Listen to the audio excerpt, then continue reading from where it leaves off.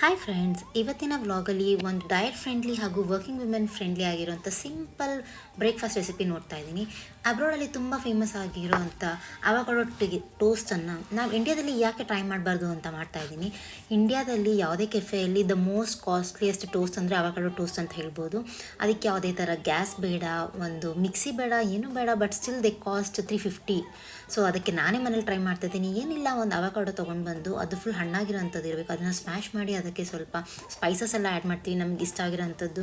ನಾನಿಲ್ಲಿ chilli flakes ಹಾಕಿದ್ದೀನಿ, salt ಹಾಕಿದ್ದೀನಿ, ಆರಿಗ್ಯಾನೋ ಹಾಕಿದ್ದೀನಿ, ಸ್ವಲ್ಪ ಕೊತ್ತಂಬರಿ, ಉಪ್ಪು, ನಿಂಬೆಹಣ್ಣು ಹಾಗೂ ಒಂದು ಯಾವುದಾದ್ರು ಒಂದು ಎಣ್ಣೆ ಹಾಕಿ ಅದನ್ನು ಜಸ್ಟ್ ಈ ಥರ ಬ್ರೆಡ್ ಅಥವಾ ನಾನು ಇಲ್ಲಿ ರಸ್ಕ್ ಮೇಲೆ ಹಾಕ್ತಾಯಿದ್ದೀನಿ.